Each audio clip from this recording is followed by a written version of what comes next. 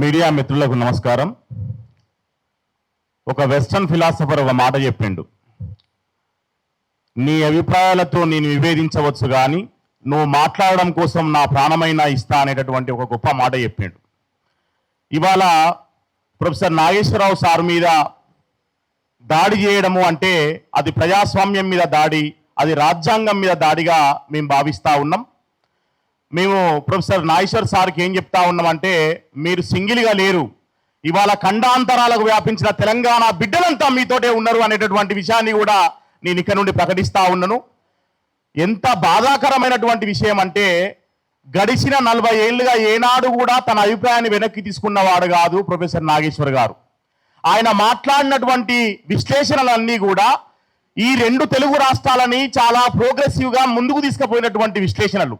ఏ సమస్య వచ్చినా, ఏ సందర్భం వచ్చినా, ఏ రాజకీయ పరిణామం వచ్చినా చాలా న్యూట్రల్గా, చాలా బ్యాలెన్స్డ్గా విషయాలను విప్పి చెప్పడమే నాగేశ్వరరావు గారికి తెలుసు తప్ప ఏనాడు కూడా ఆయన ఒకరి వైపు పక్షపాతం తీసుకోనో ఒకరి మీద ద్వేషంతోటో విశ్లేషణ చేసినటువంటి సందర్భం లేదు.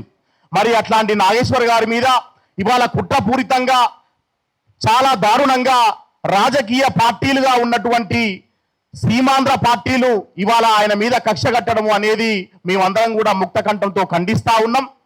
తెలంగాణ రాష్ట్రం అనేది ఉట్టిగానే రాలేదు. 60 ఏళ్ల పాటు ఇంతమంది త్యాగాలు చేస్తే 1300 మంది బిడ్డల త్యాగాల మీదుగా ఈ తెలంగాణ రాష్ట్రం వచ్చింది అనేటటువంటి విషయాన్ని కూడా ఇక్కడ మేము నొక్కి వక్కానిస్తా ఉన్నాం. మరి ఈ ఆత్మగౌరవాన్ని తాకట్టు పెట్టేటటువంటి పని ఎవరు చేసినా కూడా సహించలేము.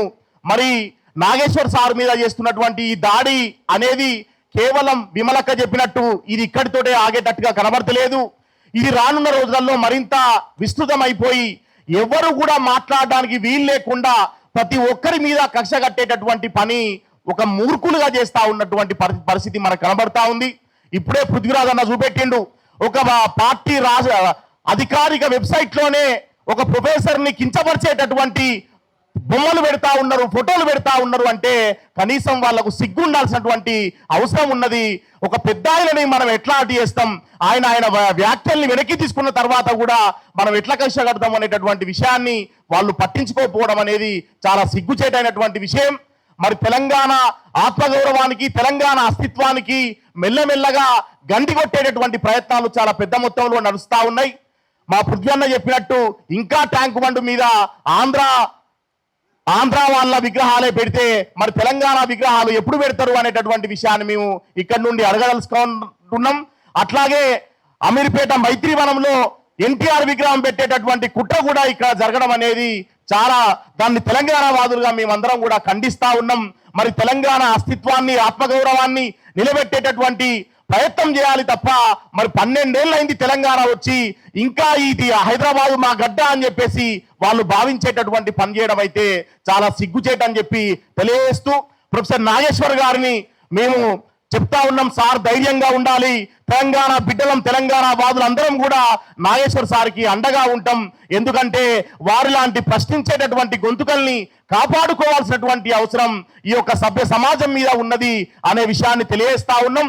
తెలంగాణ నేలకి అట్లాంటి ఒక చరిత్ర ఉన్నది, ఇక్కడ ఎట్లాంటి అన్యాయాన్ని కూడా సహించినటువంటి గడ్డ ఉన్నది. కాబట్టి మరి మేధావుల మీద దాడి చేయాలనుకుంటున్నటువంటి రాజకీయ మూర్ఖులకి ఖచ్చితంగా గట్టి బుద్ధి చెప్తామనేటటువంటి విషయాన్ని కూడా ఇక్కడ నుండి ప్రకటిస్తా ఉన్నాం. మిత్రులారా, ఈ ప్రెస్ మీట్ ని ఏర్పాటు చేసినటువంటి క్రాంతి దళకి, ఇందులో పాల్గొన్నటువంటి ప్రతి ఒక్కరికి కూడా జై భీమ్ తెలియజేస్తా ఉన్నా. జై భీమ్, జై తెలంగాణ.